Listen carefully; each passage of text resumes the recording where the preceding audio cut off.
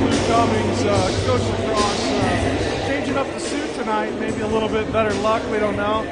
Trying to get him on the interview here, so we're going to talk with Luke a little bit about the second half and how it's unfolding for Crossroads League play and kind of how important tonight's game is and moving forward. Yeah, obviously last time we were here was a big disappointment, not just in losing, but just how we played and responded to some adversity there at the beginning of the game.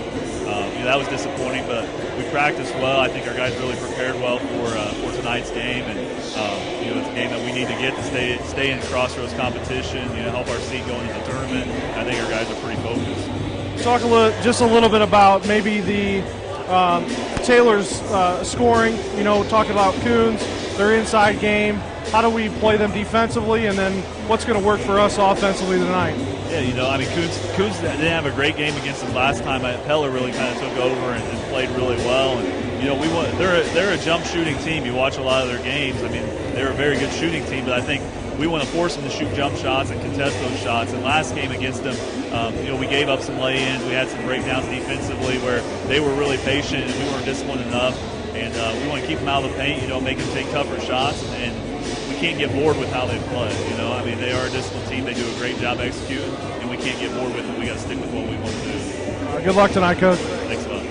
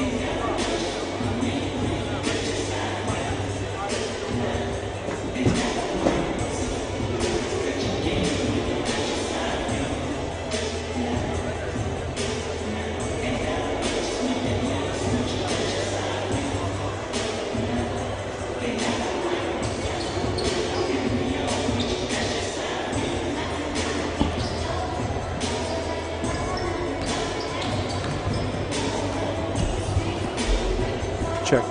1, 2.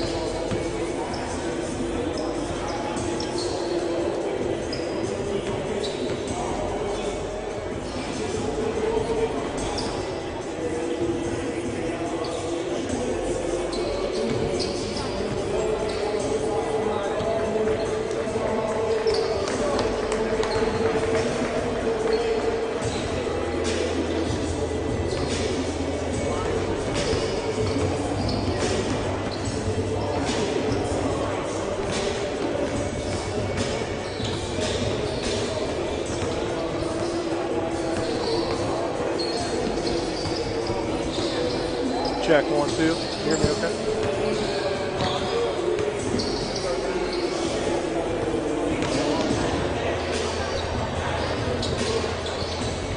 Good evening, Cougar fans. It's Tuesday night here at Hutzel Athletic Center, and the contest is between your University of St. Francis Cougars and the Taylor Trojans. Looking at 2012-13 standings in the Crossroads League play. Up to date, leading the pack, tied at first, is number 3 ranked Indiana Wesleyan. They are 10-2 overall, 21-3.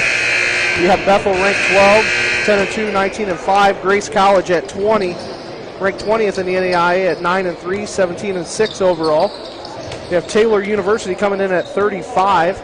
They're 9-3, 17-7 overall. and your University of St. Francis Cougars at 7-5 in Crossroads League, 15-9 overall in Crossroads League play. Talk a little bit about the matchup that we had at Taylor University on January 2nd. The Cougars traveled to Upland and took a loss 53-48, which put the Cougars on a 2-game slide after that loss between Taylor. They then lost again to number 31 Bethel, 65-62 here at Hutzel, and then got back on the winning track with a win at Mount Vernon Nazarene. We just have just underneath 2 minutes to go here before starting lineups. Scoot over. We are in the box tonight. It's like a penalty box up here, Jeff. We're stuck in the box tonight, running a two-man crew. Jeff Mahoney is on the camera tonight.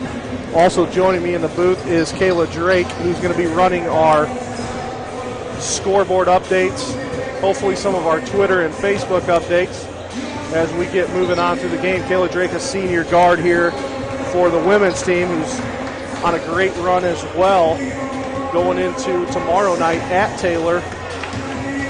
And then the big game on Saturday here at Hutzel versus Bethel, and then back on the road at next Wednesday at Indiana Wesleyan. So a tough stretch of Crossroads League plays for the men and women, as the conferences could be decided next week on how well each team does going through. The men's team just coming in right now, like we talked about earlier, and to me a must-win situation. They're coming in at 7-5 this evening against a 9-3 Taylor Trojans team. So we are going to take it down to PA announcer Jimmy Shovlin.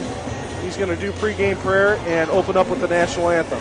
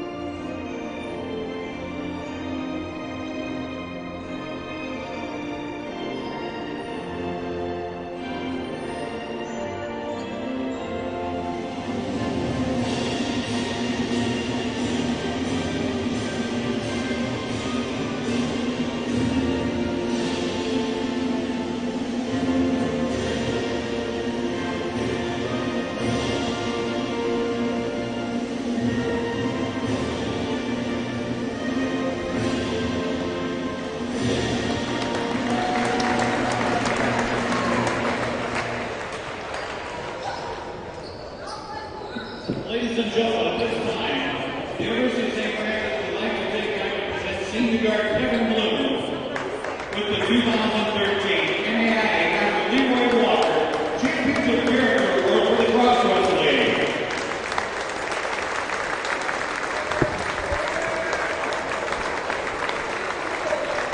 The Dr. Leroy Walker Champions of Character Award is one of the most prestigious awards in the NAIA and is named after Walker, who was the first African American president of the NAIA and also president of the U.S. Olympic Committee. The award is given annually to an NAIA student athlete who has outstanding academic achievement, campus and community leadership, and who embraces the 5 core values of the Champions of Character program: integrity, respect, responsibility, sportsmanship, and servant leadership. Kevin and the rest of the Cougars make time in their busy schedules to read to students at an elementary school near the USF campus. He also has a 3.81 GPA, working towards a degree in business administration for the 2011-12 NAIA Daktronics Scholar Athlete. The NAIA is proud to have you as one of our finest representatives. I commend you on your efforts in every aspect of your life. According to Kristen Gillette, NAIA Director of Champions of Character. We thank and applaud Kevin for his work ethic, determination, and dedication on the court, in the classroom, and in the community on behalf of the University of St. Francis. Ladies and gentlemen, Kevin Bloom!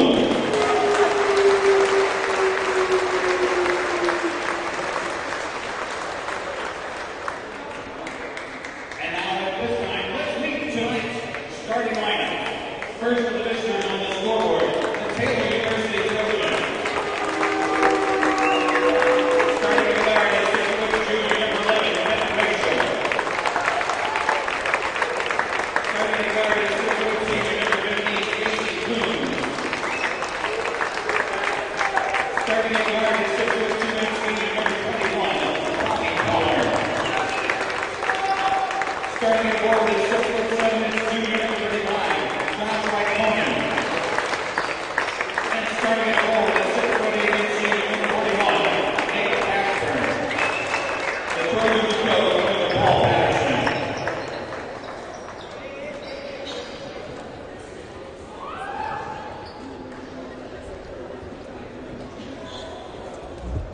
And now let's meet tonight's starting lineup.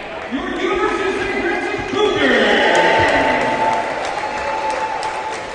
Starting at guard is 6'3" and senior from Goshen High School, number 4, Ethan Hussey.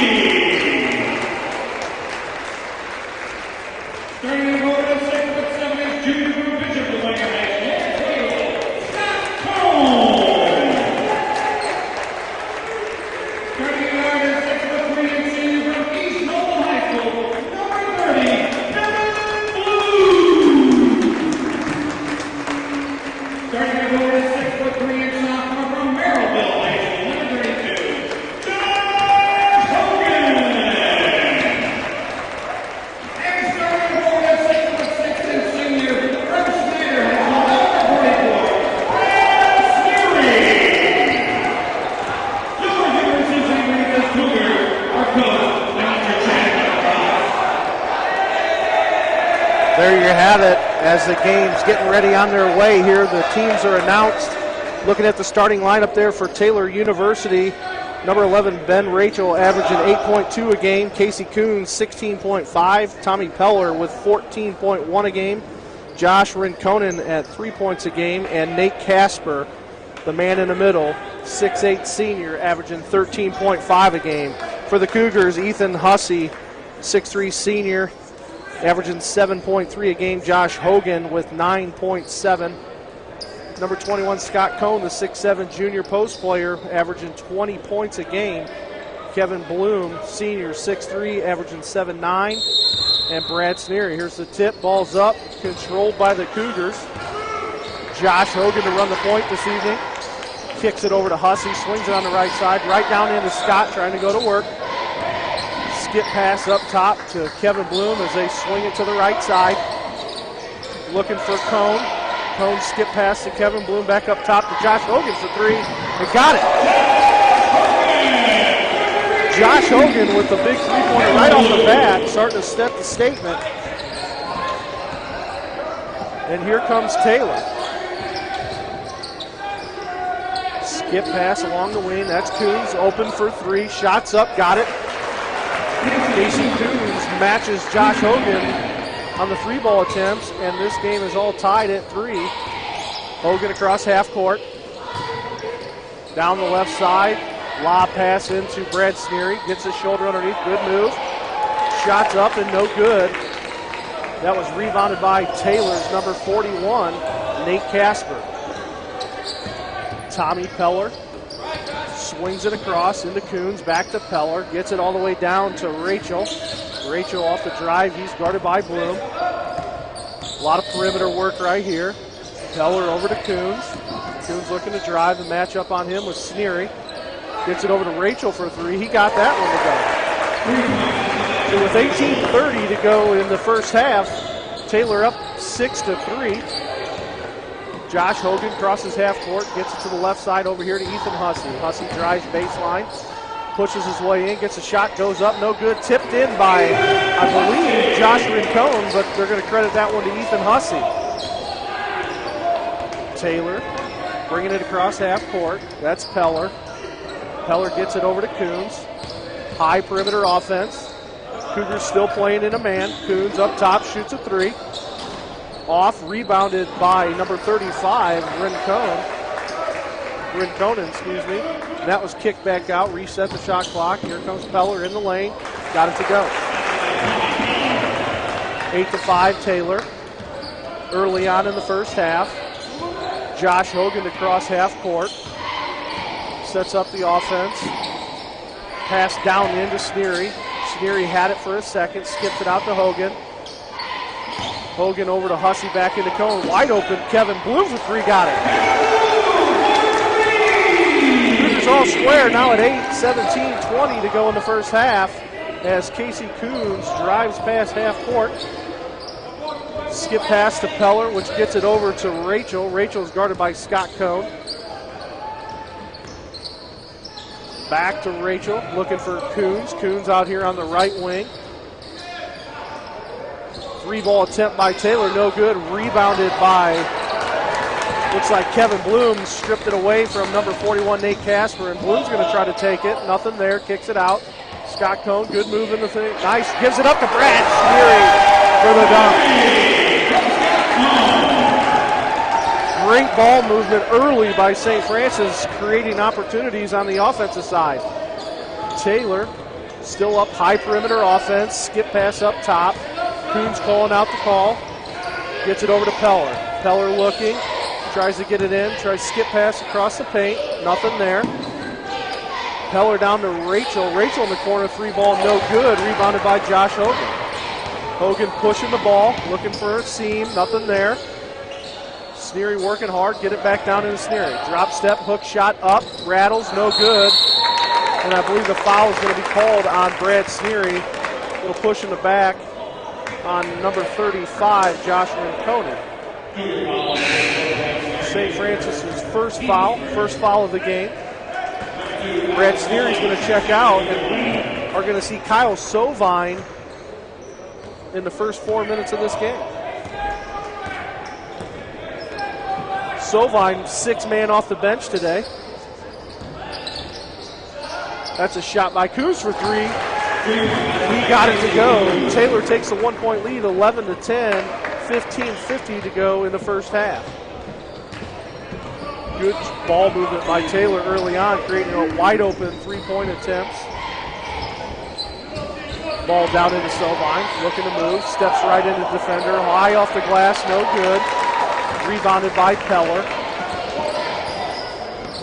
Peller on the right side, comes across, gets it over to Coons, which skips it to Rachel. 3-man game with the guards up top.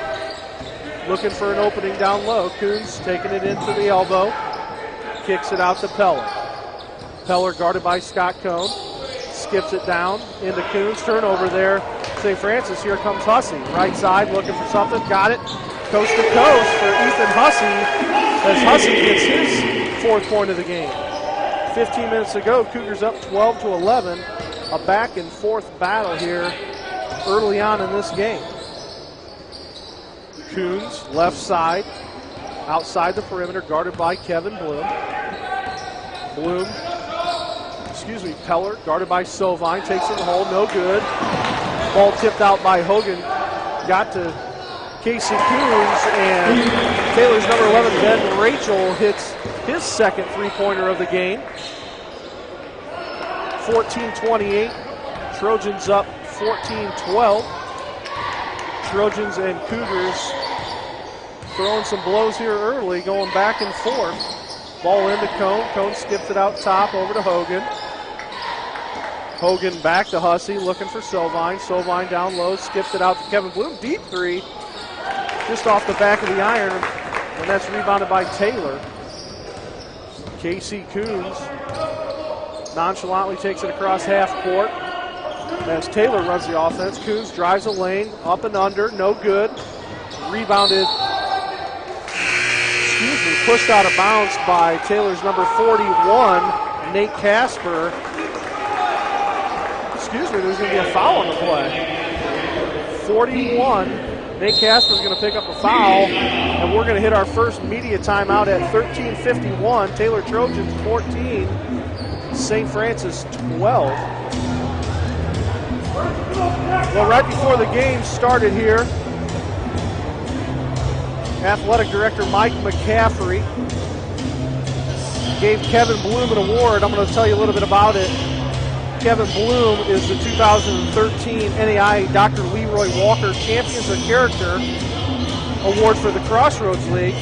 The Leroy Walker Champions of Character Award is one of the most prestigious awards in the NAI and is named after Walker, who was the first African-American president of the NAI and also president of the U.S. Olympic Committee. This award is given annually to the NAI student athlete who has outstanding academic achievement, campus and community leadership, and who embraces the 5 core values of Champions of Character program: integrity, respect, responsibility, sportsmanship, and servant leadership. Kevin and the rest of the Cougars make their busy schedules to read the students at elementary school near USF campus. He also carries a 3.81 GPA, working toward a degree in business. So our 2013 Dr. Leroy Walker Champions Character Award to senior Kevin Bloom. What a great accomplishment that is for a young man here at the University of St. Francis. Media timeout's over.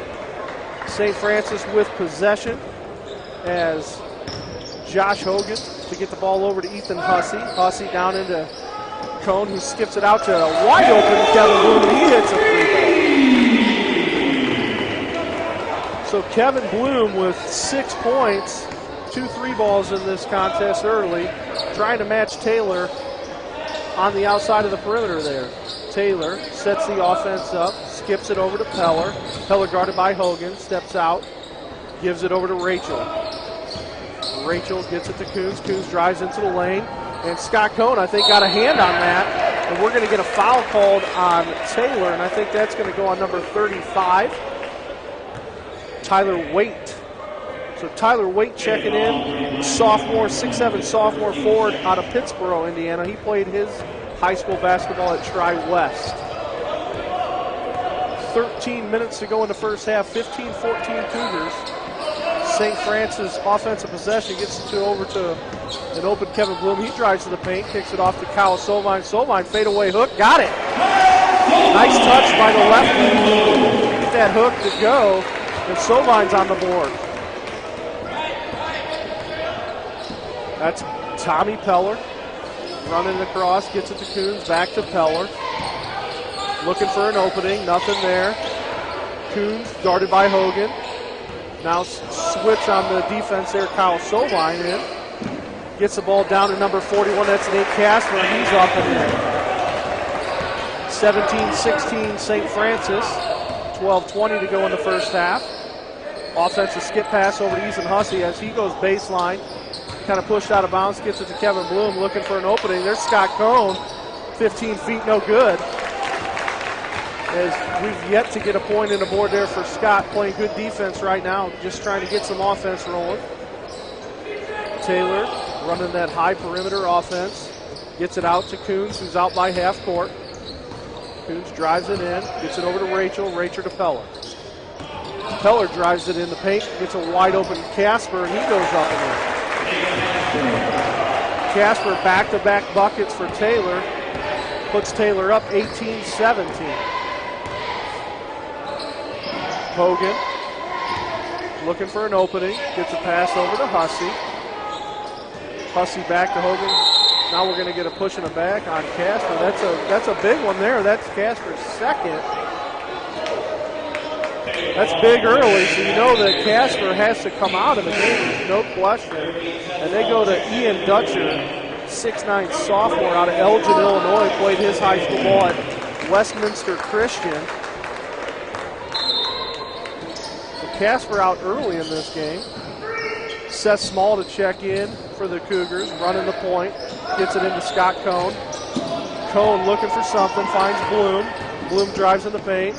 Nothing there. Seth Small steps in 3-point, fires it up, no good. And that's rebounded by Tommy Peller.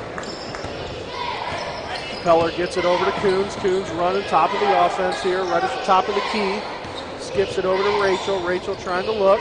Nothing going down low. Coons backs it back out, resets the offense. Gets it back to Rachel. Rachel just outside, got it to go, just right outside the free throw line. Got a good looking shot, and he knocks it down, and the Trojans take a 3-point lead, 20-17. Taylor with 10:45 to go in the first half. Cougars Seth Small running the point up on top. Pass over to Kevin Bloom.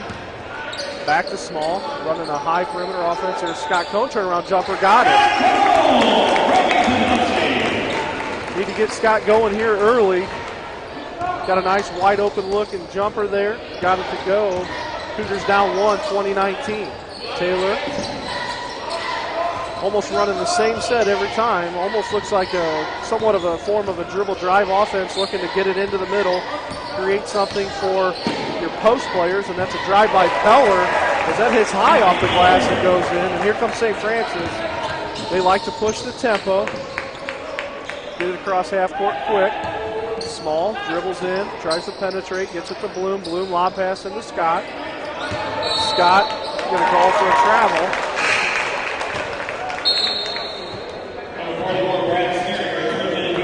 Travel call there on Scott Cone.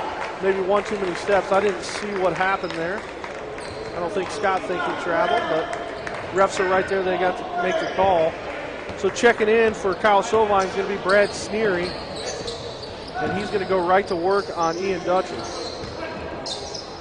Taylor up top. That's Tommy Peller. Gets it over to Ben Rachel, looking for something.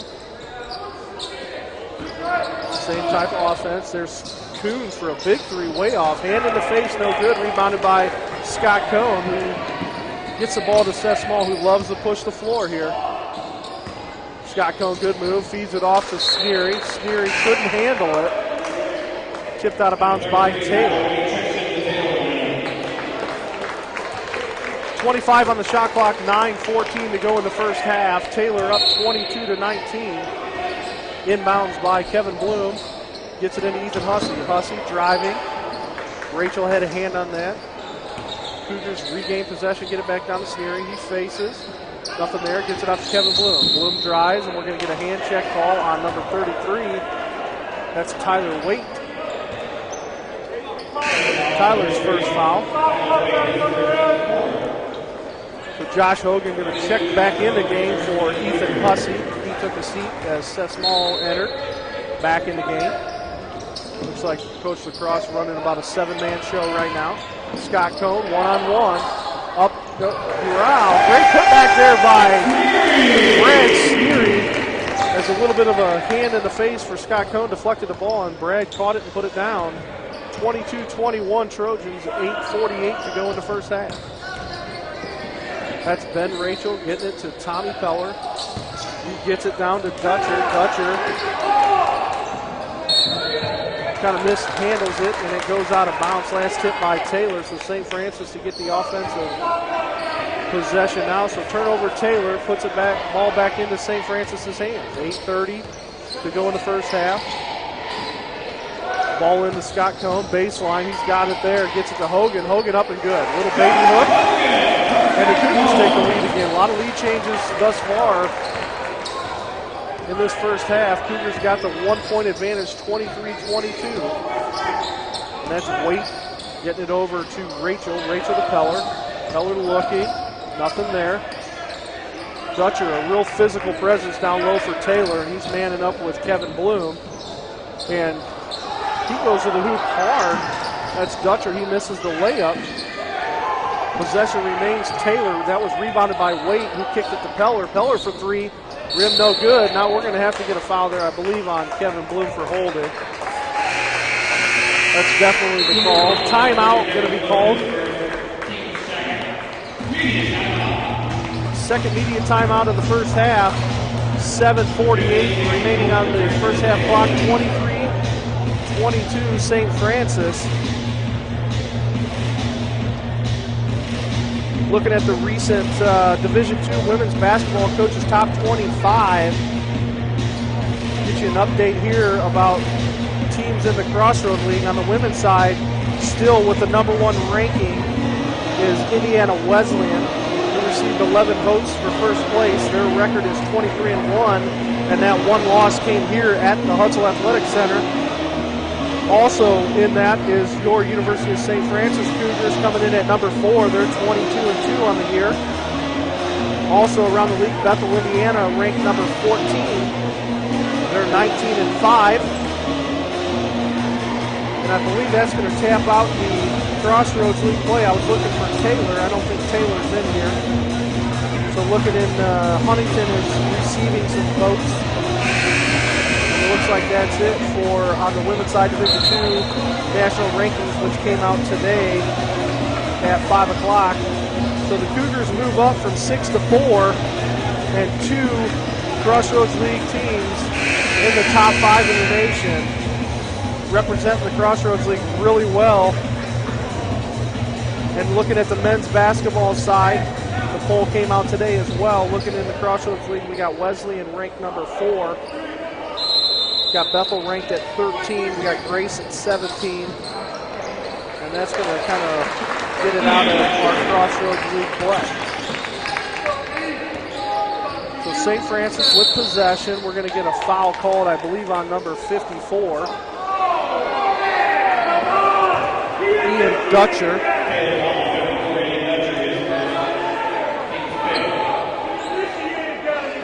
Some of you can hear the Taylor fans not liking that call. Scott Cohn backing down. Ball gets back into him. He goes baseline, skips it out to Hogan. Hogan gets it to Small, back across to Kevin Bloom, and a travel call.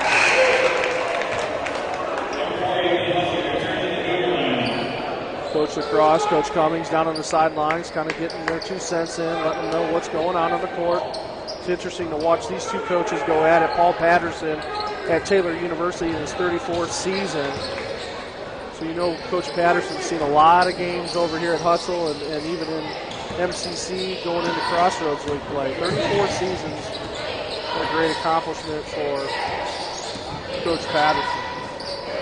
Taylor gets it up to Waite, running their offense. That's Coons, dribbles in, feeds it off to Dutcher, and they got that one to go. 26-23 Taylor, 6:55 to go in the first half. Ball's kicked down into Scott. Scott drop step, hook shot up, miss, no good, rebounded by Taylor, number 35, Josh Rinconen. Him and Waite tangling after it. And Taylor to run the offense here. They gets it over to Tommy Peller, and Coons sets the offense. He's calling the plays. Looking to go one-on-one. Peller one-on-one with Brad Sneary. We're going to get a carry call on Tommy Peller. A couple calls you don't see very often. We've seen a couple here in the last couple carry calls in the last couple games that Jeff and I have done. You don't see that call very often here. Nonetheless, 6:25, 26-23 Taylor in the first half as St. Francis crosses half court. Small gets it to Ethan Hussey, guarded by Coons. Hussey up to the top of the key. Pass to Hogan, gets it into Sovine. Sovine trips a little bit, gets it back out to Seth Small. Small back to Hogan, swing pass over to Hussey. Back up top, Small looking to drive. Kicks it out to Ethan Hussey for 3. Little long rebound by Brad Sneary, so I think we're going to get a charge call on that. I think they're going to say Brad dropped his shoulder a little bit. He's going to pick up his second foul. So 2 big men for on each side, 1 on each side are in foul trouble. That being number 44, Brad Sneary, and number 41, Nate Casper for Taylor. Another foul call. That one's going to go on Cougars. Number 32, Josh Hogan, as he picks up his first foul. A few more of these are going to be in the bonus row early in this game. Taylor inbounds. Rachel got to get a 5-second call. No, gets it to Coons. I don't know how he got that. He gets it up and go. And Taylor to extend their lead to 5, 28-23. Looking for the inside man. That's Kyle Sovine. Nothing there. Hogan behind the back. Gets it to Scotty Cone. Scott should have been a carry call. They didn't call it. Cone up. Little baby hook. Got it to go. No question that there probably should have been a carry or a travel call on that, but didn't get called. They've been looking really closely at that. We're winding down to 5 minutes to go in the first half as Taylor's got the 3-point lead. And that's Casey Coon with an old school kind of spin move off the glass, gets that one to go. So Taylor now up to 5-point lead again at 30-25. Taylor doing a good job on Scott Cone right now. Keeping him to 2 points thus far, or 4, excuse me. As they get that inside to Sovine, he tries to get the hook to go, just couldn't get it to finish. Taylor with the rebound, that's Tommy Peller crossing half court, gets it to Coons. Same offense, Peller driving in the lane. Pulls up, nothing there, kicks it out to Coons. Coons looking for a screen, doesn't get it. That's Ben Rachel. Skips it over to Tommy Peller. Peller guarded by Hussey. Looking for a one-on-one. He's got it with Sovine. Gets it down into, that's number 54, Dutcher. He gets a baby hook to go. 32-25 Trojans. 4:06 to go in the first half. So St. Francis in need of a bucket here. Hogan looking, gets it to Hussey. Hussey straight down the middle. Gets the ball tipped away, goes off the backboard and rebounded by Waite. And Taylor definitely going to slow it back down as they come across half court. They definitely play a half court offense, there's no question. They like to slow the game down. They like to kind of get you in a situation where you start to lose interest in the game, and that's kind of where they take over. Taylor gets it into Peller. Peller up, good, got it. Right at the elbow, good shot, goes across. Pass the ball, timeout to slow these guys down. Full timeout called by St. Francis as 34-25. Taylor leads with 3:27 to go in the first half. A great opportunity. Kind of go through some of our notes as we go through. We talked a little bit about the NAI Division II men's basketball top 25 poll. Once again, at the top of the list for the Crossroads League, that's Indiana Wesleyan, ranked number 4 at 21-3. We also have Bethel College at 13, and they are 19-5 on the season. Another Crossroads League team, Rays College, is ranked 17th. They move up a couple spots. They're 17-6. And Taylor here receiving some votes. And they're probably coming in at number 28 right now. So they're just maybe a few wins away from cracking the top 25.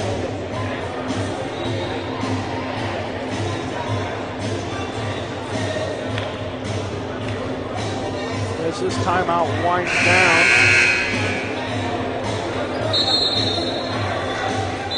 Looking at some stats kind of going into tonight. Talked a little bit about averages, and we'll talk a little bit about average minutes played for Taylor. We got Casey Coons leading the way. He plays around 35 minutes a game.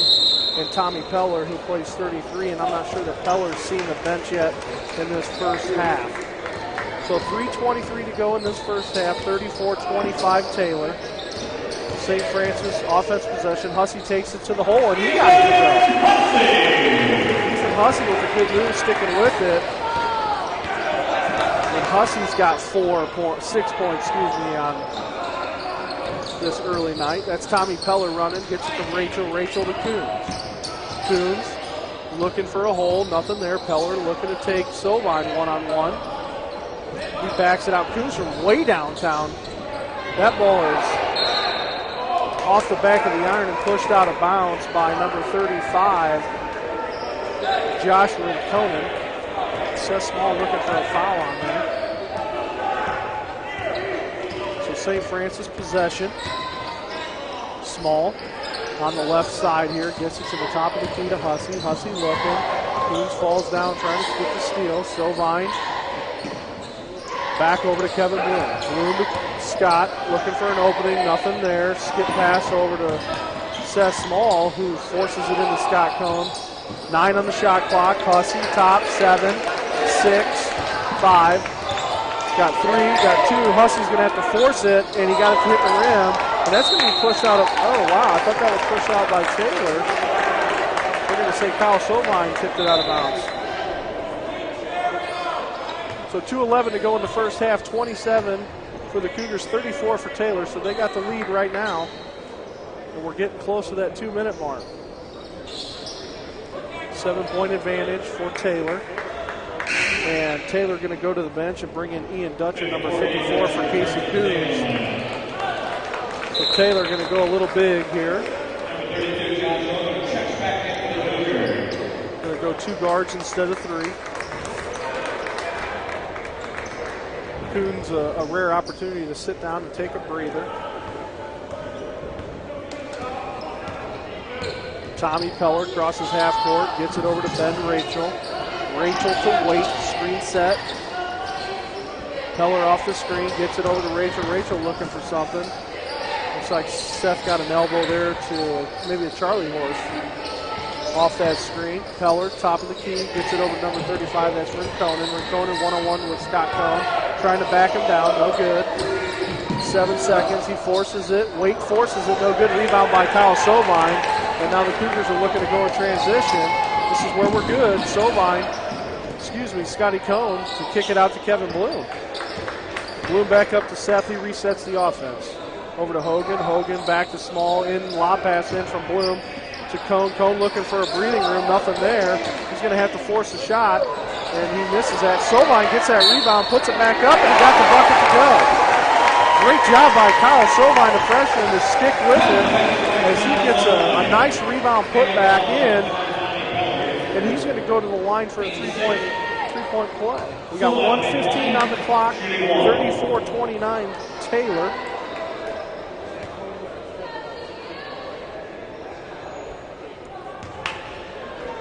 And Sovine going to go to the line. Sovine on the season is a 45% free throw shooter, and he gets that to go. Nice job by Kyle Sovine sticking with it. And checking in for Sovine is going to be Ethan Hussey. So we're going to get right into a minute here as Peller guarded up top by Kevin Bloom. A lot of pressure. Gets it over to Rachel. Rachel loses the handle. Gets it over to Waite. Waite back up top. Looking to feed it in. One-on-one. And that's with Dutcher. And Dutcher goes up, and I think he gets fouled by number 13, Seth Small.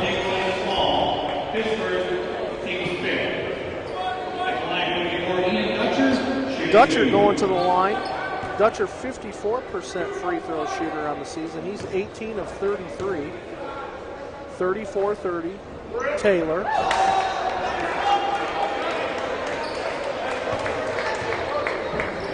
.55 seconds left to go in the first half. Cougars with down by 4. Dutcher up, no good, misses both.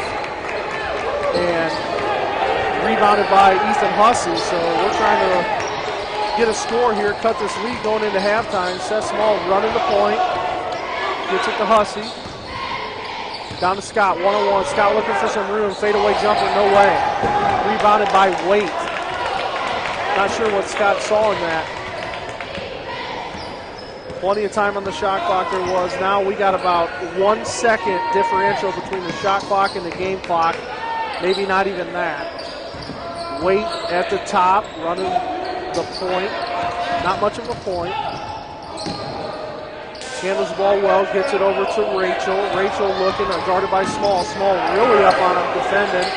As Cougars really tightening down here defensively. Peller looking to go baseline. He gets that strip, and we get a timeout called, I think, by Coach Lacrosse. So great job by Kevin Bloom getting on the floor, getting that loose ball. We got 2.3 seconds remaining on the clock.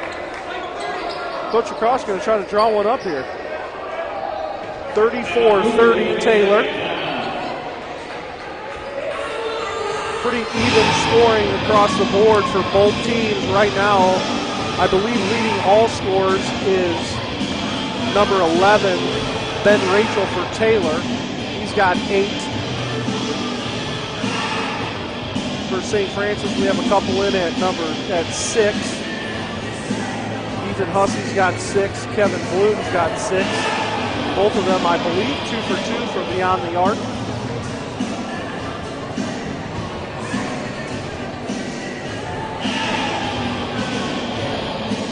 Timeout called here by head coach, Coach Lacrosse. Chad Lacrosse in his 3rd season. Coach Lacrosse, a part of the coaching staff in 2010 when the men's team won the 2010 NAI National Championship. Entered the tournament really at like a 32 seed and took it all the way to the finals and a 67-66 victory to bring home the school's first ever national championship. Inbounds into Seth Small, 2-1. That one's bombed away and no good. So halftime score right now, Taylor up 34-30. We'll get you some up-to-date stats here in probably about 7 minutes. We're going to come back and we are going to be joined here with head baseball coach Greg Roberts as he's going to talk about his upcoming season. And then we'll hit you with some up-to-date stats and live stats from this game. So we'll be back with you shortly as we're going to take a short break. Attention all grades and students and young participants in the knockout and tag jobs, come down to the court right now. I think so. I didn't think you were using it.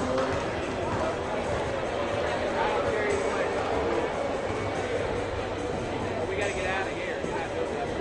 I'm going to try to do it right there. I think I can do it like right here.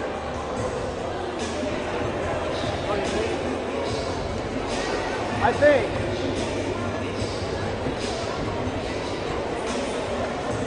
Possibly.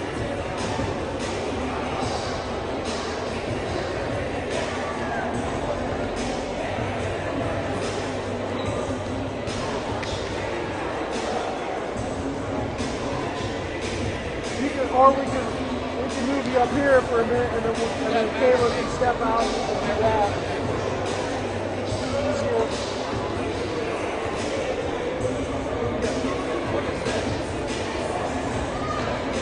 What? I got it.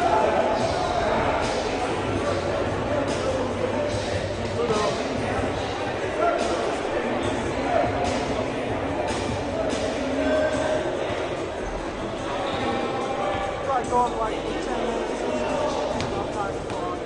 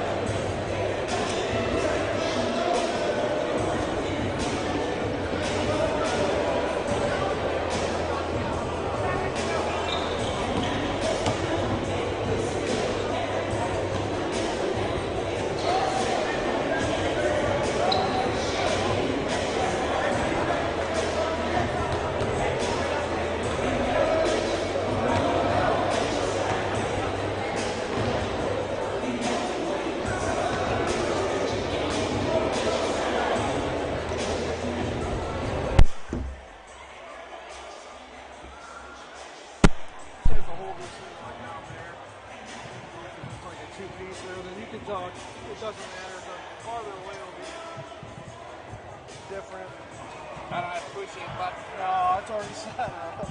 All right. I got it all you got to do is speak. They say us coaches are really good at that.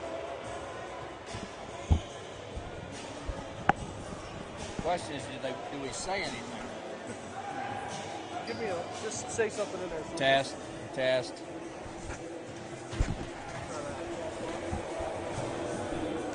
All right, back in the booth here with head coach Greg Roberts. Correct me if I'm wrong. I think you're going into your 29th season coaching. No, I don't think it's, well, maybe overall. Not quite that long in college, about 26 or 7. 26 or 7 years. Obviously a lot of differences over the years. How's the game kind of progressed from starting out as a younger coach into where you are today? Tell us a little bit about the changes maybe you've seen over the years. Well, I really don't think there's been that many changes. The biggest changes are with equipment. We go through cycles with hot bats and then the not quite so hot bats. But baseball's been around a long, long time, well over 100 years, and it hasn't changed much. Well, I know we've seen the difference in the BB Core bats from 1 year to the next. Did you see a big difference in power numbers from power hitters, or was it around the same? We saw a little bit of difference, but what you basically didn't get was non-power hitters being able to hit the ball out. Guys that could hit the ball out still could, but guys that had borderline power, they didn't get quite as many home runs. So the overall number was down, but not maybe so much for the legitimate home run hitters. Well, looking at last year's season, finished second in MCC play, which was, I think, the highest ever finish for any baseball team here on campus. I think we set a record for wins again. Is that correct?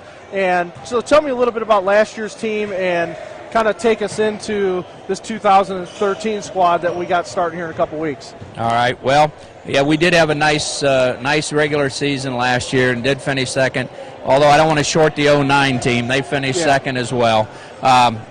We had one major loss, and that was catcher Derek Coverstone. Not to take anything away from any of the other guys we had, but Derek was an all-conference kid and Gold Glove player as well. Just an outstanding catcher. We're happy going into this year. Our starting pitching looks good. Our bullpen looks good. Not as deep as we'd like, but good. We're happy with our team right now. I mean, it's only January, but we're happy with the kids we've got right now.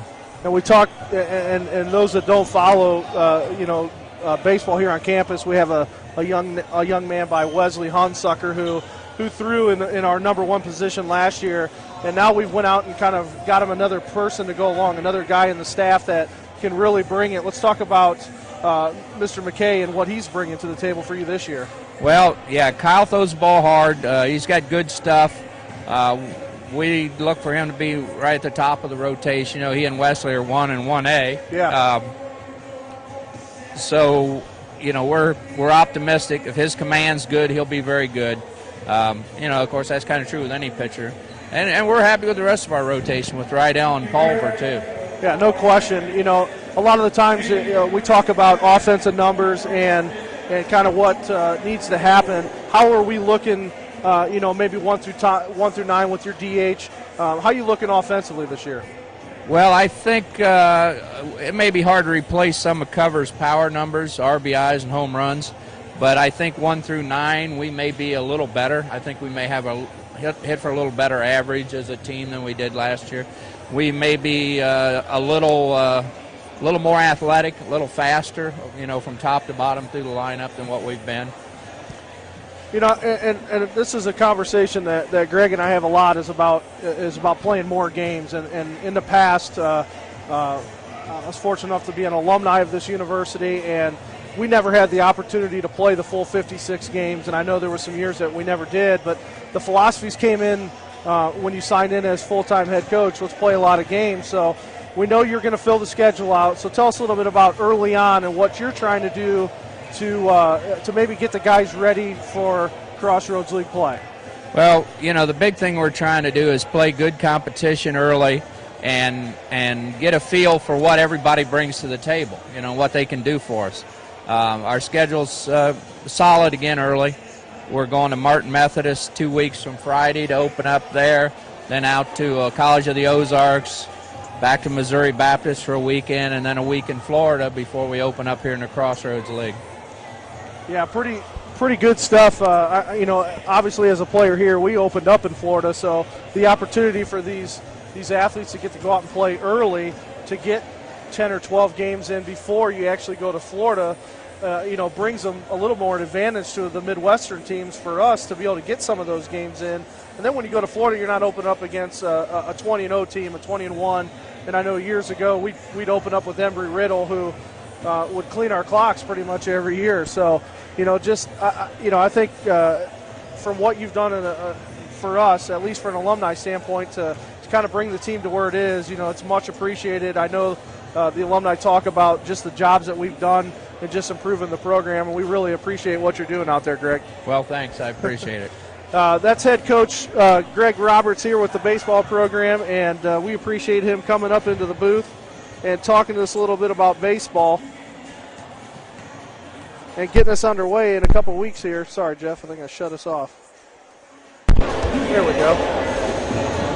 Man, I was watching the other day, Jeff, I'm watching Intentional Talk with Chris Rose and Kevin Millar, and Major League Baseball gave up if you're a pitcher, you can't fake throw to third anymore and go back to first. That's no longer valid.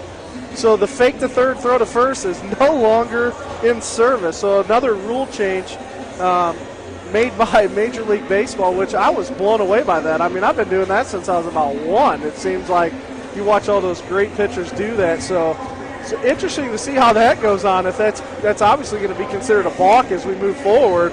We'll see how many guys make that mistake this year in Major League Baseball to fake that throw. But that's no longer in service for Major League Baseball. Can you believe that one? Wow. No, I can't really believe that, Ryan. I'd have to say that's one of the more exciting plays in baseball.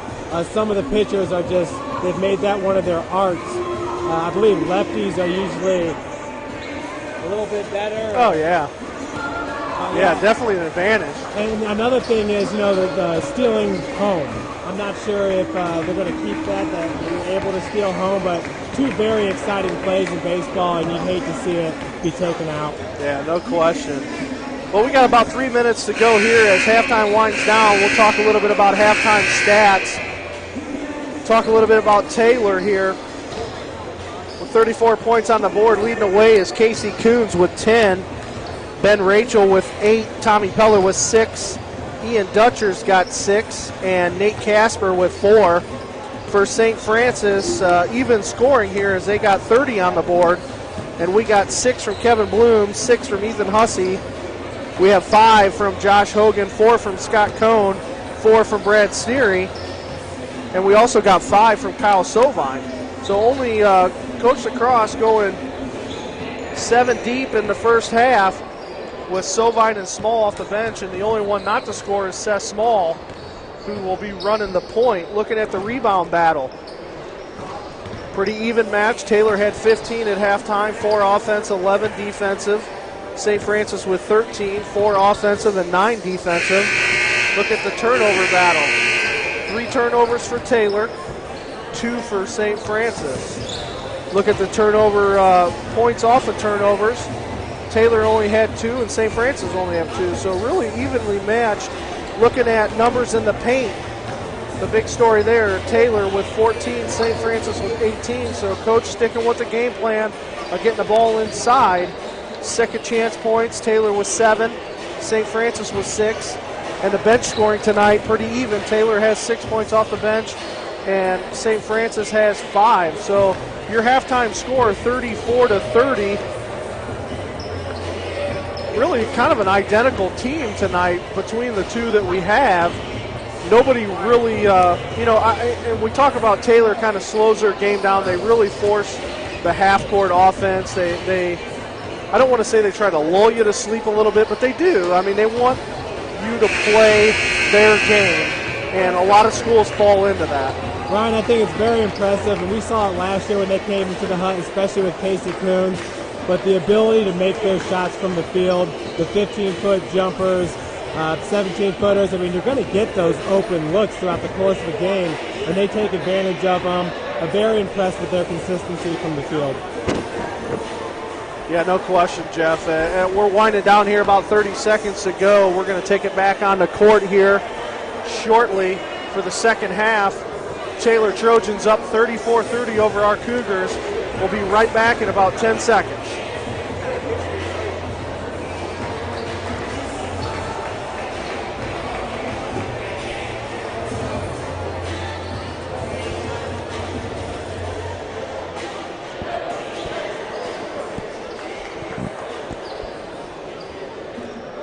All right, we're back here. Halftime, just finishing up here. Taylor going to have possession. And that's number 11, Ben Rachel, getting it into Casey Coons. Coons up to Peller. Peller back to Rachel, who gives it back to Coons, who gives it back to Peller. It's a common theme here tonight. The three guards really just exchanging the ball, running that high perimeter offense, looking for an opening. They get it down into number 35, Rinconen. That's Coons' baseline. Skip pass out. Peller for three. Up. Little long. No good. Rebounded Scotty Cone. Scott pushes it up here. Here goes to Hogan over to Hussey. Hussey down here on the right side, right in front of the Cougar bench. Josh Hogan running the point out to the left, trying to get it over to Hussey. Hussey guarded by Rachel. Got a good move. Steps in. Tries to get swatted. No good as Hussey falls down. That rebound had come by Casey Coons, and he's going to run down the floor here. Taylor sets up the offense. Still running the high perimeter, looking for an opening in the paint. Kick over to Peller. Dribble, he'll shoot from there. Pulls up, skip pass over. That's number 41, Nate Casper, who didn't play a whole lot in the first half. And he gets the bucket. St. Francis bench looking for a foul there as Bloom went flying on the floor. And Casper, they were looking to get him his third foul. Hussey tried to get it into Brad Sneering. Casper kind of walled him off. Taylor fans looking for a foul there. Nobody blowing the whistle. So turnover St. Francis as Taylor back in their half-court set. That's Peller, one-on-one with Hogan. Switch manned up, gets it back to Coons. Coons down into Casper. Casper looking up, good. 38-30, Taylor. So Taylor on a 4-0 run here. 17:45 to go in the game. Early in this second half. Hussey, guarded by Coons. Pass over to Kevin Bloom. Bloom gets to Hogan. Hogan drives in the paint, looking for a shot. Fade away, up. Gets it, rolls around. Falls down for Josh Hogan. Josh Hogan with 7 points. 38-32 Taylor. Casey Coons over to Peller. Peller to Rachel. Rachel looking, nothing there. Gets it back to the top of the key. That's Peller running it. Looking down low, nothing there. Skip out to the left side as they reverse the basketball. Peller down the middle. Kicks it out to Waite, I believe that is. Sorry, Rinconen. 7 on the shot clock. There goes Peller, forcing it up. Right around in the hole there. Very patient offense by Taylor. There's no question. They don't force a lot of shots. But when they take them, they go in. 40-32, Taylor out with an 8-point lead. Six straight points here in this second half for Taylor. They've scored every possession. Ball on the Scott Cone. Cone up. Maybe should have used the backboard on that one. Decided to go just right at it, and he gets a miss. Rebounded by Peller. Taylor to slow it down. Gets it to Coons. Back to Peller. Peller back to Coons. Looking for the lane. Nothing there. Driving. Nothing. Bloom guarding Rinconen down below in the paint. That's Peller, 7 seconds. Good block by Scott Cone. Taylor really actually had to force a shot there. Shot clock winding down. Peller had to go to the hole, and that shot was blocked out of bounds by Scott Cohn. And timeout on the floor, immediate timeout.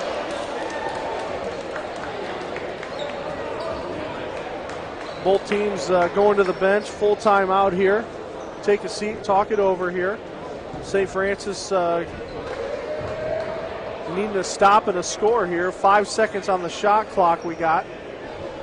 I thought the ball was actually turned over there, Jeff, but it looks as if Taylor's going to keep possession. There's just going to be 5 on the shot clock.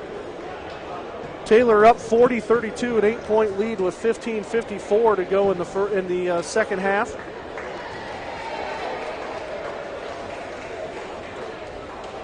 Looking at the scoreboard there, number 15, Casey Coons with 10 points. Number 11, Rachel with 8.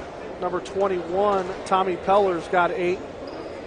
And number 41, Nate Casper's got 8 for the Cougars. Looks like Hussey was 6, Cohn with 4, Bloom was 6, Hogan was 7, and Sneary with 4.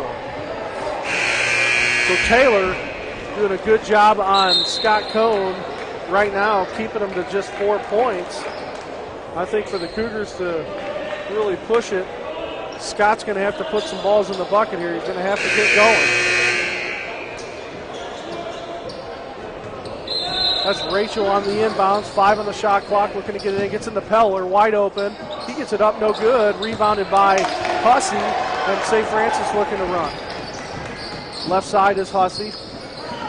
Up to top of the key to Bloom. Bloom over to Hogan.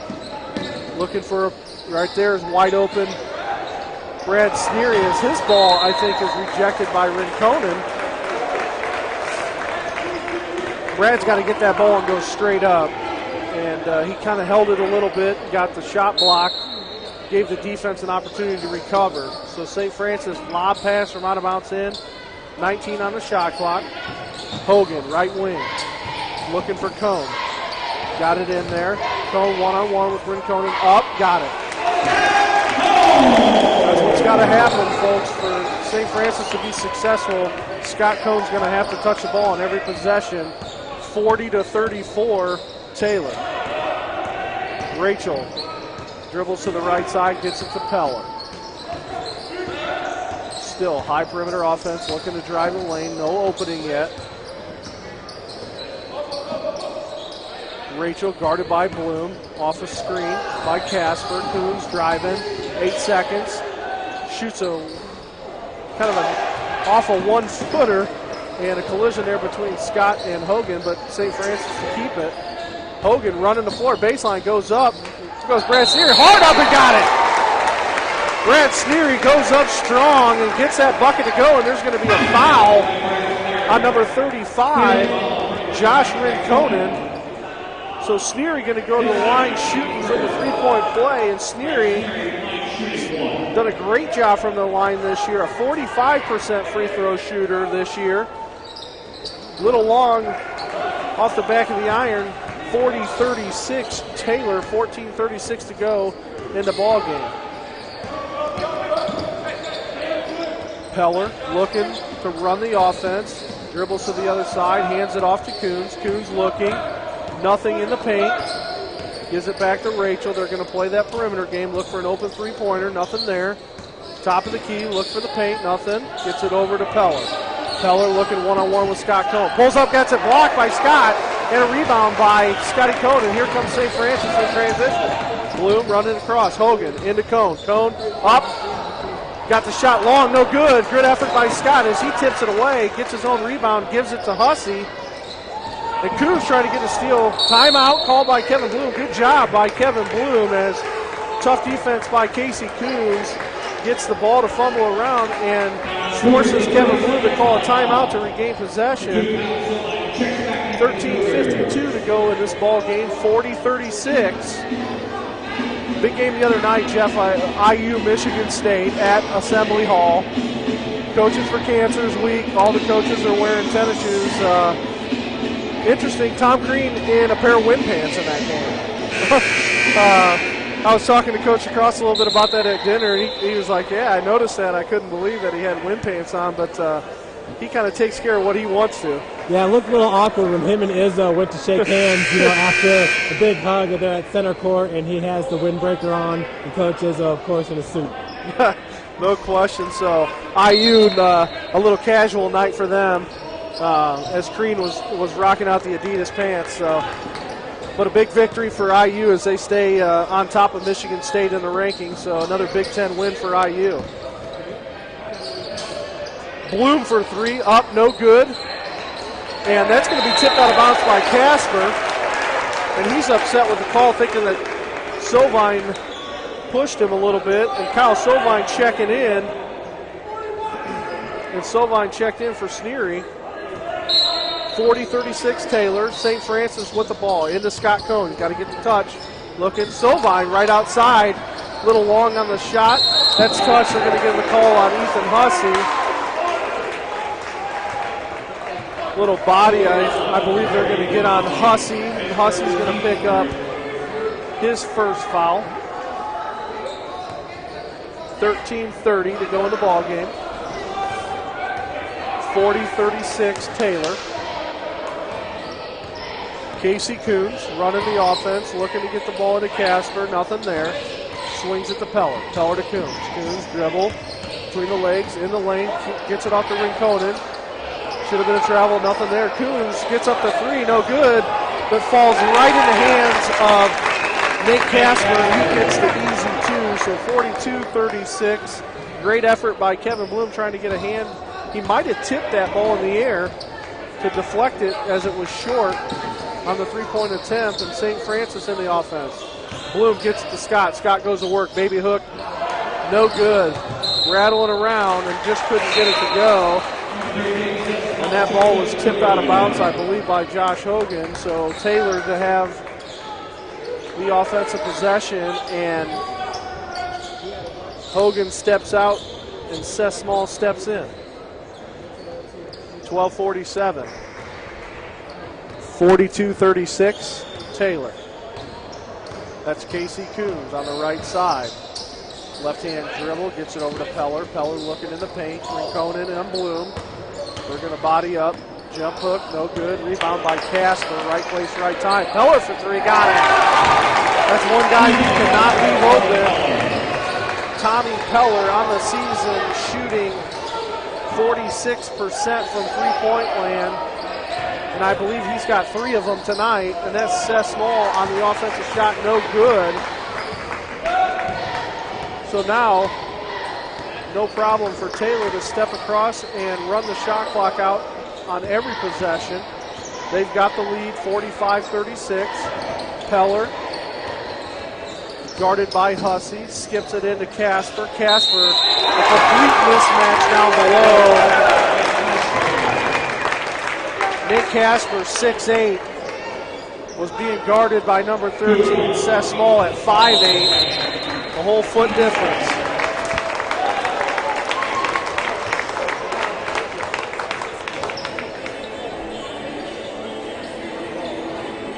So timeout was called. 11:54 to go in this ball game. 47-36.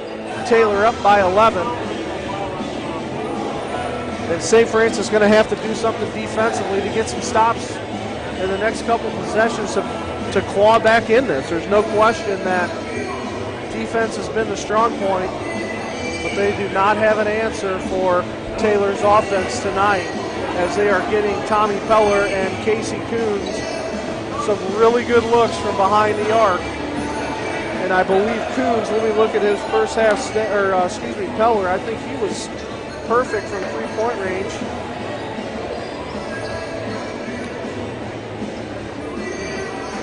Coons was 2 for 5. Rachel was 2 for 4. So they were 4 for 10 at half from three-point range. Peller with a big one already in this half. And Peller has 11. Casper's got 12. And Coons with 10. So the three guys really putting the scoring on for Taylor. And that puts Casper to the line. Casper, 83% free throw shooter on the year.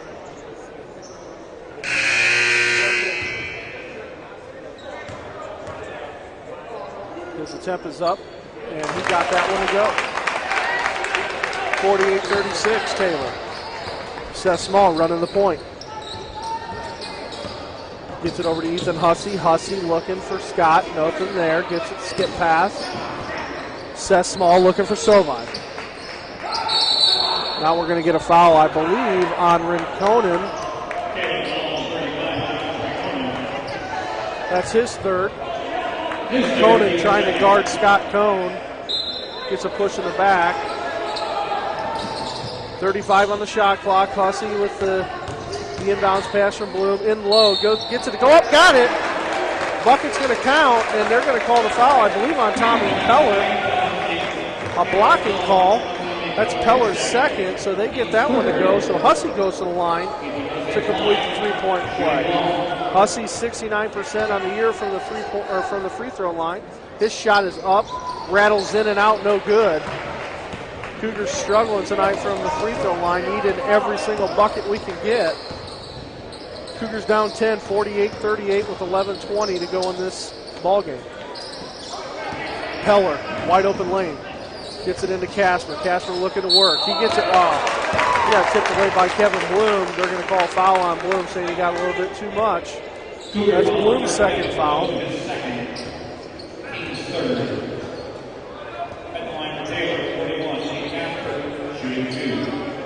going to say Peller was shooting on that, I guess. I think he had his back to the hoop, but he goes to the line and he misses the first.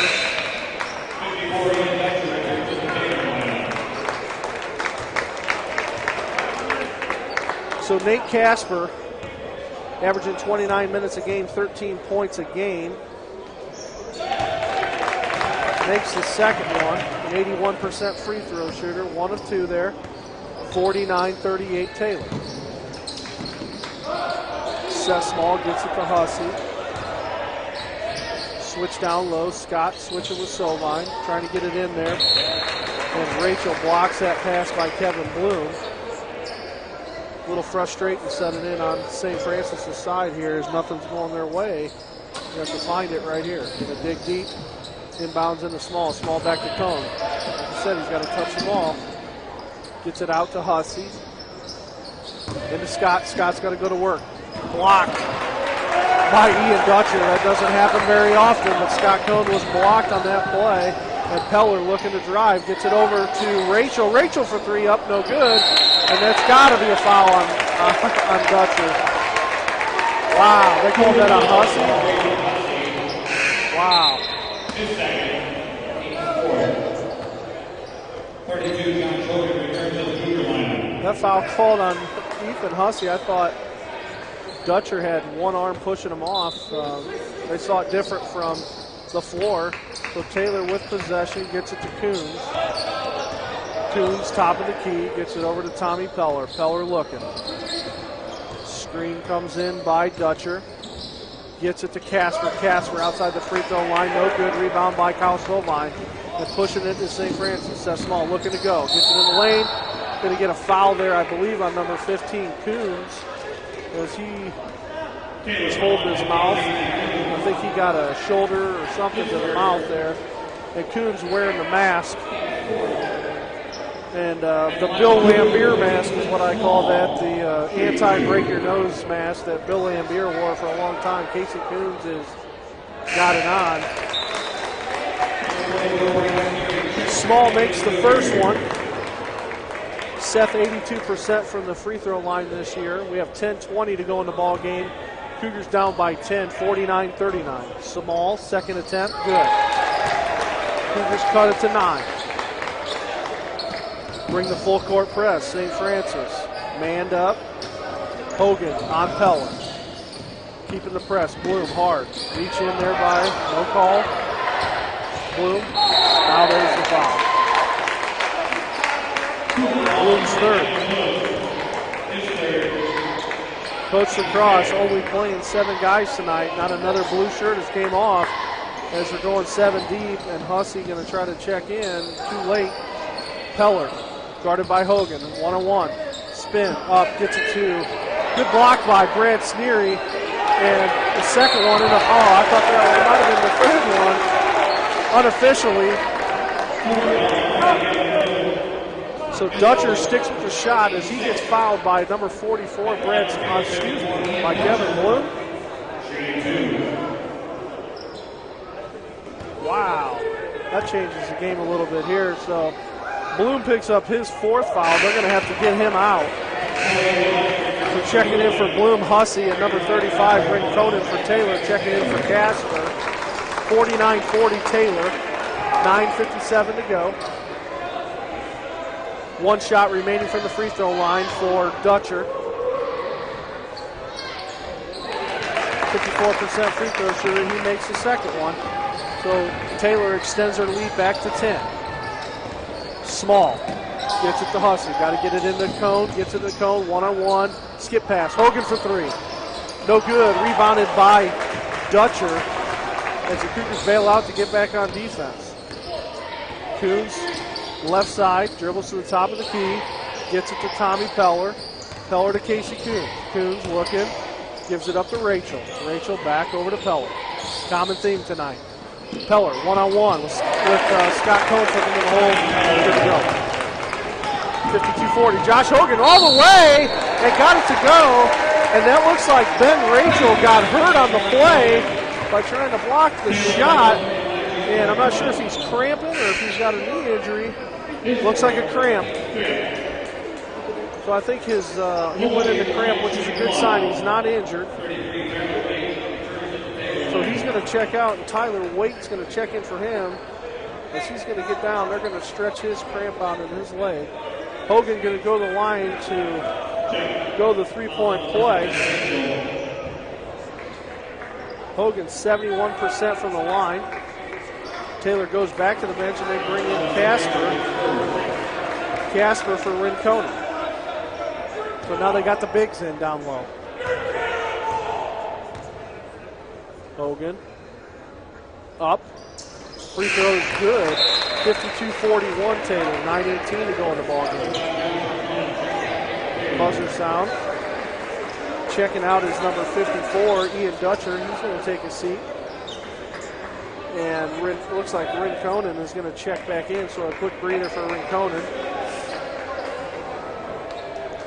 Official stop.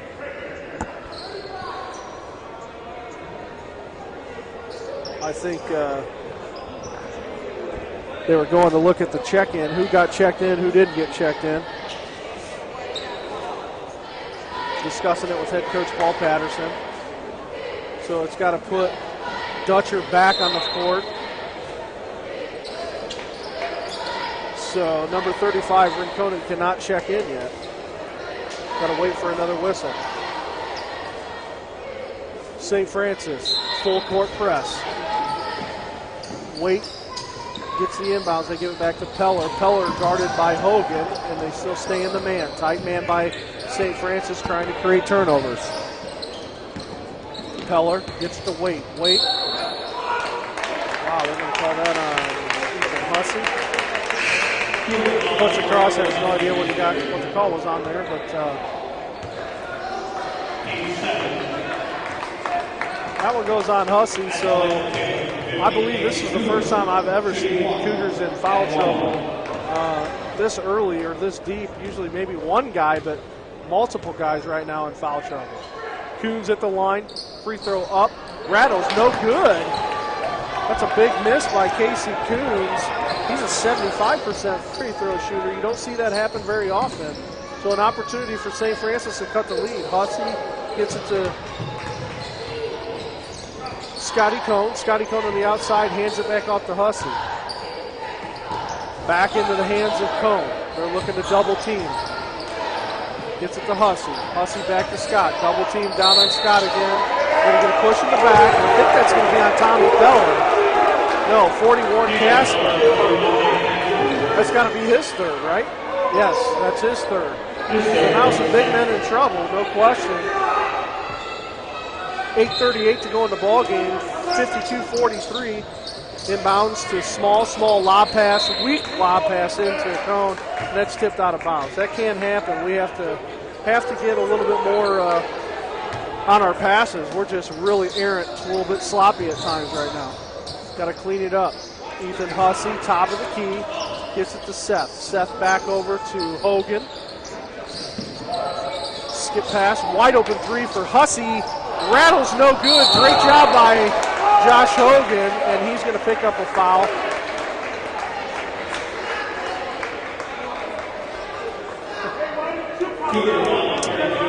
(52-43) Taylor. 8:23 to go in the ball game.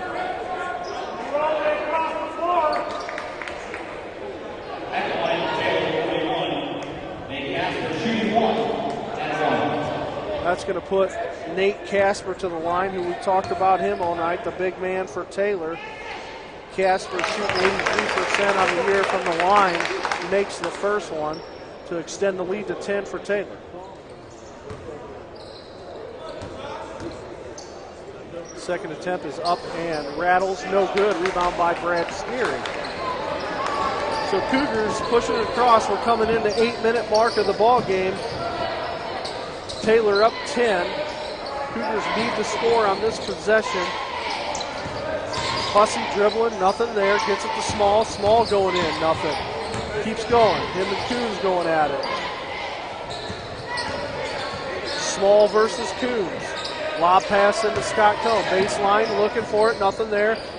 Ooh, got a look. Hussey. Rebound, good. No, air ball by Hussey. He's got nothing going there. Had a three-point opportunity, decided to take a dribble and shoot, missed it. Taylor across half court, gets it to Wade. Casey Coons, right side, looking to the lane, gets it in, easy. Rinconen, blocked by Scott Cone. Rebound by Sneary and Hogan to run. Looking, kicks it out. Small, dribbles in, no. Hussey, shoot it, no. Dribbles hard, he's going to get the foul, and I think that's going to go on number 33. Waite. And it is. Tyler Waite, the 6'7" sophomore out of Tri-West High School. Going to put Hussey to the line. 69% free throw shooter on the year. First attempt is up and got it. They'll cut the lead to 9 again. They've been here for quite some time. We haven't got it inside 9 in a while. So opportunity to cut it to 8. Hussey up. Got it. 53-45. Hussey's going to check out. Kevin Bloom's going to check back in. Coach Lacrosse going to take his chances with 4 fouls on Kevin Bloom as they keep in the full court press. Waite, not a great ball handler, guarded by Bloom, but he doesn't want to pick up his 5th. Gets it across to Peller. Peller guarded by Small. Small tight protection. Gets that ball tipped, and that's going to be over by Hogan. Hogan fast break, looking to go all the way. Great job by Josh Hogan. And Peller not wanting to draw the foul because Peller's got 2 on him, so that would have been his 3rd. 53-47, full court press, gets it to Waite. Waite crosses half court, gets it to Peller. Peller drives over to Casper. Casper, easy bucket. We're not getting back all the way on transition. 55-47 Taylor. Hogan gets it to Cone. Cone looking to go on Rinconen, nothing there. Gets it back to Scott. Scott one-on-one with Rinconen. That's a good matchup. Gets to Small. Misses the handle, got to back it out. Gets back to Scotty Cone. Scotty Cone, nothing there, looking for the foul. Going to have to go up with it eventually.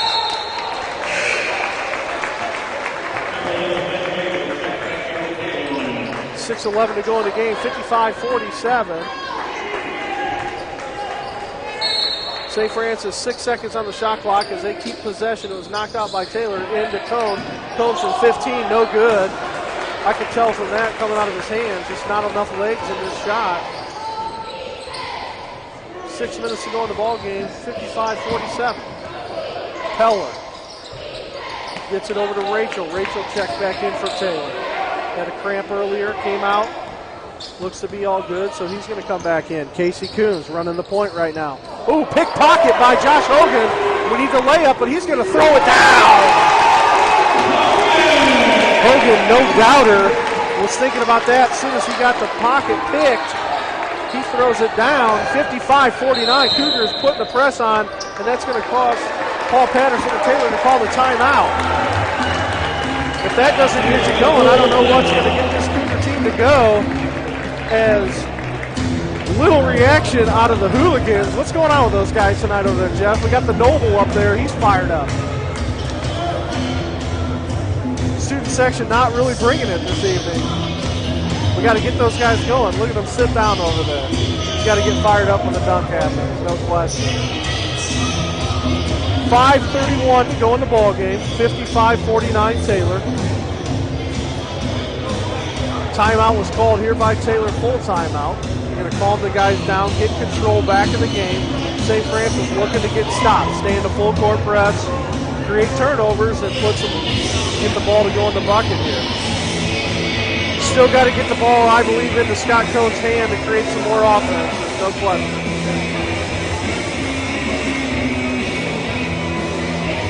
Looking at the scoreboard right now, Kevin Bloom is the only Cougar right now in foul trouble with 4, as Seth Small has 2, Hogan with 2, and Sneary with 2. On the other side, we've got Rinconen and Casper both with 3 fouls, so they're 1 away from being in some big trouble as well. Side out of bounds is Taylor. Rachel gets it into Peller. Double team by St. Francis. Peller looking for some room. Gets it to Coons. Coons elbow jumper, and he got it to go. Looks like Hogan. Coons nonetheless gets that one to go. 57-49 Taylor. Seth Small, left side. Looking for Cohn. Lobs into Scott. Scott can go one-on-one. Gets it, hook shot, up, got it. Cougars cut the lead to 6, 57-51, staying in the press. 5-second call, no, not, almost. Josh Hogan doing a good job there as they stay in the press. Taylor breaks the press. Peller, left side. Right side, skips it back over to Rachel. Rachel down here by the Taylor bench, gives it to Coons. Coons looking for an opening. Hand off to Rachel, guarded by Bloom. Coons wide open, gets to skip it out. 1-2 reset. Oh, big block by Scott Cohn. And they're going to call a foul. I think that's his first. No question, there's not a lot of complaints out of the Taylor crowd about that one. They got away with one. Coach Cross completely upset about that call. 4:22 on the game clock, 57, I think that 58-51. Rinconen at the line, shoots 53%. Makes them both. 8-point ball game, Taylor lead, 4:20 to go. Small, across half court, picks up the pace. Looking for an opening. Skip, Hogan, back to Small, look to get the ball into Scott. Scott wanting it, one-on-one with Rinconen. Gets it over to Sneers. Sneers got to go up. Wow, no call there. Coach is he's not happy with that. Turnover, St. Francis in the hands of Taylor. Turnover, a rare, and Coons is going to get the foul. Intentional. Wow. Intentional foul on number 15, Casey Coons. Grabbing the jersey, they're going to call it. It's hostile in the hut tonight. You can feel the tension in here, there's no question. 59-51, 3:54.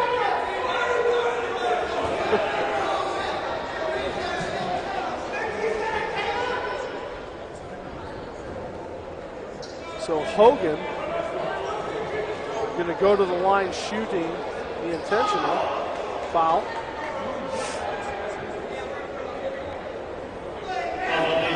Josh Hogan, 71% free throw shooter, is going to get a couple freebies here. First one's up and good.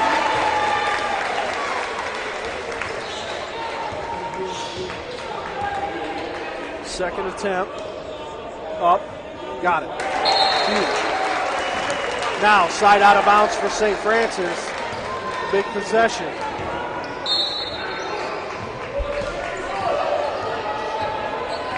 6-point lead, Taylor, 59-53. Big possession here. You got to try to get it to Scott. Hogan, one-on-one with Peller. Nothing. Scott, no. Scott backing it down. Going Rinconen. Up, got it, good. Big point by Scotty Cone as he gets fouled by Rinconen.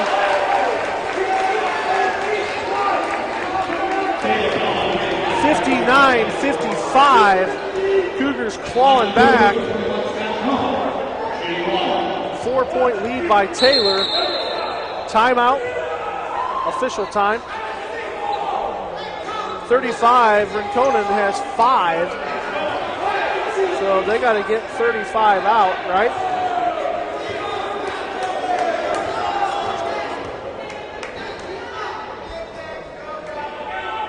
Scott for the three-point play, missed it.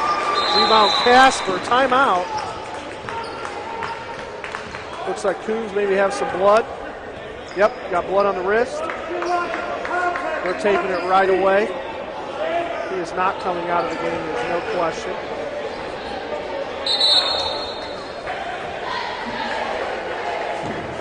So the scoreboard shows Rinconen with 5, but he still remains in the game, so something's not right. Taylor, inbounds. Oh, that's blocked by Kevin Bloom and tipped out of bounds. Going to remain on Taylor's possession as a tip goes off the shot clock. And that's Coons guarded by Small as Rachel got it into him. Full court press. And looking for the tough D here. Hogan come up and on Peller. Man to man. Talking about tightening it down. Gets it to Coons. Coons, almost got Seth, almost got it. And it was rolling out of bounds. I think Kevin Bloom touched it last.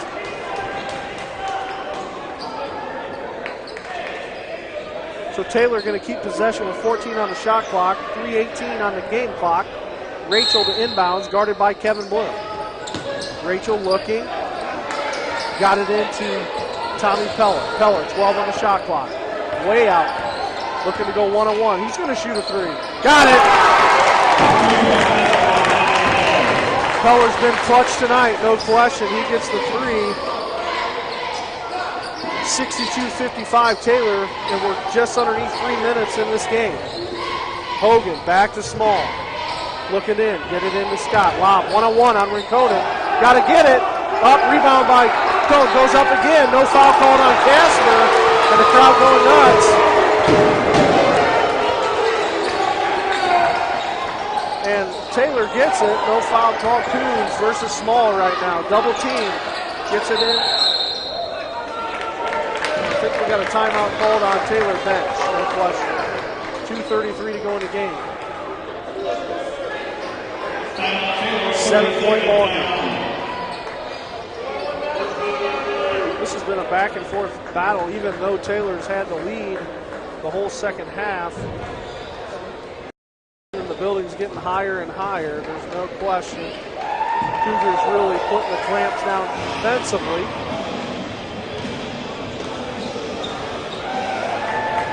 So we're looking at the scoreboard for the Cougars. Number 32, Josh Hogan, leading the way with 16. On the Taylor side, we got Casper with 17. We got Peller with 16. We got Coons with 12. So balanced scoring.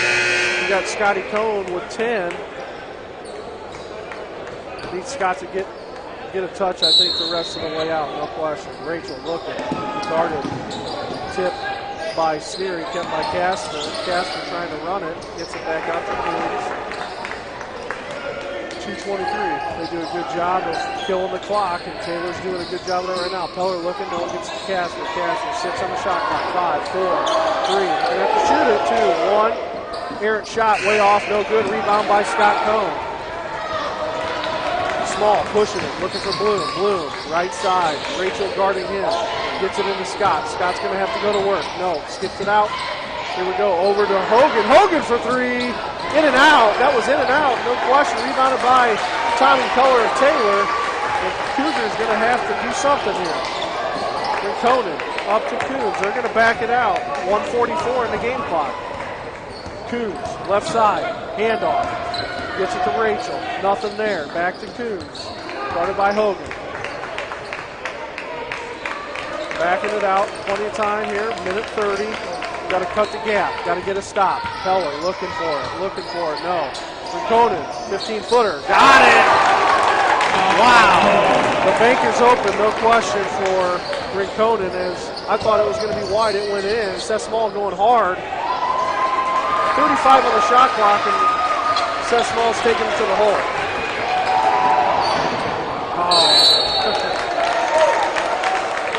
Ball's on the ground. Everybody's flying around, and I think that was tipped out by Kevin Bloom.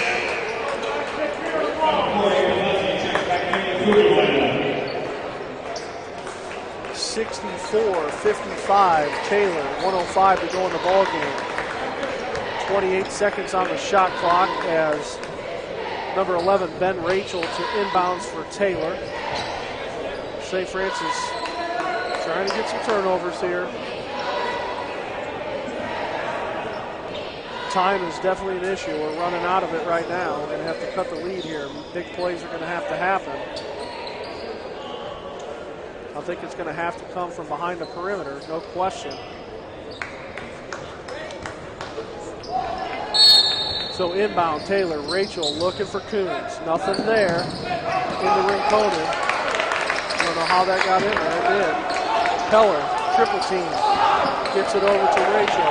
Wide open Casper. He wants him to step, no travel forward there, and they put it in. 52 on the shot, on the game clock, underneath a minute. Hogan looking, wide open, Kevin Bloom, long, hits the top. And that ball going to go into possession of Taylor, 66-55. Full court press, St. Francis. Foul on Casey Coons. Yep. Push off. Coons is third. Put Seth Small to the line. Seth Small shooting 82% from the free throw line. Excuse me, I thought we were in the bonus. I guess not. Forward. There we go. Scotty Cohn taking it one-on-one. Going to get fouled by Coons. That's going to be Coons' fourth.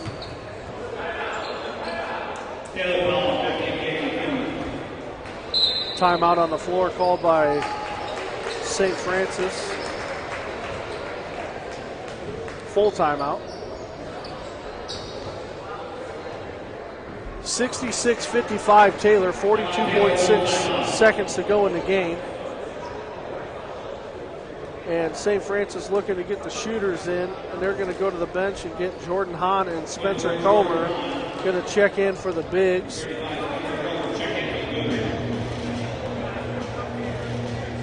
Comer on the year from the three-point land, 42%. Jordan Hahn, 28%, 9 of 32.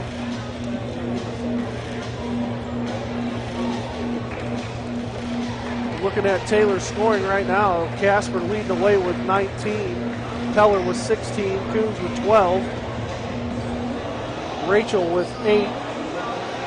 On the St. Francis side, you have Josh Hogan with 16, Scott Cohn with 10, Ethan Hussey with 10, Kevin Bloom with 6, and Seth Small with 2 free throws.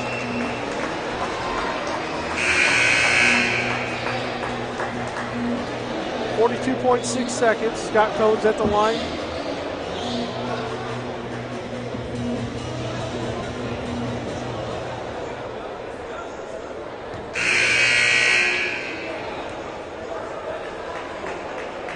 Scott Cohn at the line, shooting 2. First attempt is up, and that is a little long, so he misses that one. Cougars down 11. Long way to go here with just 42 ticks. Second shot up, got it. And Spencer Comer going to check in for Scott Cohn. Jordan Hahn in the game. A lot of defense being put in right now. Press broke easily by Taylor. Wait, got it. Foul by Comer. So defensive strategy there by Lacrosse as he's going to bring Spencer Comer into foul to bring back Scott and Kevin. 38.4 left on the game clock, 66-56. That puts to the line for Taylor, Tyler Wade, the 6'7" sophomore. Wade is shooting 69% from the free throw line. He makes the first one to extend the lead to 11. Second attempt is up and good. Make that 12. 68-56. Small, pushing hard. Looking, Posse, trying to get it in. Nope, gonna have to get a shot. Bloom, nope. Here we go. Hogan for three. No. Taylor did a good job. Floater by Seth Small, got it up. No good. Rebounded by Waite. And Bloom playing the defense as this clock's gonna wind out, I believe. And Taylor going to walk away with a 68-56 victory on the road at St. Francis. As Coach Lacrosse gets a half court, waiting on Coach Paul Patterson to come through. Final score here at Hutzel Athletic Center, 68-56. Taylor with the victory. Looking at updated Crossroads League for these two teams, Taylor going to improve to 10-3, 18-7. St. Francis going to go to 7-6, 15-10 overall. St. Francis should hold tight on that 5th place seeding as Taylor has the opportunity to move up depending on what happens tonight between Spring Arbor and Grace. If Grace would lose, then Taylor's going to step up into that number 3 spot. We're hopefully going to get some game stats, final game stats here briefly as Lauren Demeen is working on getting those printed off, and he will run those up to us, and we'll close this game out with some final stats and comments.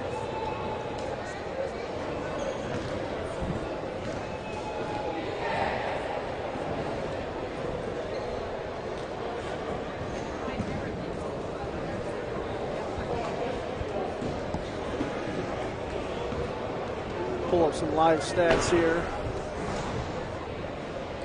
Here we go. Oh, that's a long way down.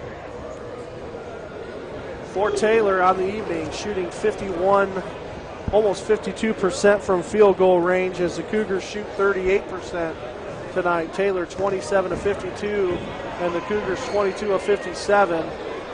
Taylor shooting 37% from behind the arc. They were 6 of 16 as the Cougars were 30%, shooting 3 of 10. On the free throw side, 57%, 8 of 14 for Taylor. As the Cougars shoot 69%, they were 9 of 13. 40 rebounds for Taylor total in the game, 26 for St. Francis. 15 assists, 1 steal, 7 turnovers for Taylor, 5 blocks, 17 team fouls. For St. Francis, 9 assists, 5 steals, 3 turnovers, 5 blocks, 15 team fouls. Leading the way for scoring for Taylor, Casper with 19. Their rebound leader, Tommy Peller with 7. And their assist leader, Tommy Peller with 7. For St. Francis, Hogan leading the way for the Cougars with 16 points. Leading rebounder with 7, Scott Cohn, and an assist leader, Scott Cohn with 3. Bench scoring tonight for Taylor. 9 points off the bench for St. Francis is 7. 26 points in the paint for Taylor as the Cougars score 34. Taylor 13 points off second chances and 8 for the Cougars, and the Cougars win the points and turnover as they score 8 points and Taylor scores 4. So once again, a final here from the Hutzel Athletic Center as the Taylor Trojans beat St. Francis 68-56. Join us for our next broadcast this Saturday here at the Hut as our women's basketball team takes on the Bethel Pilots in a huge Crossroads League matchup. We will see you on Saturday.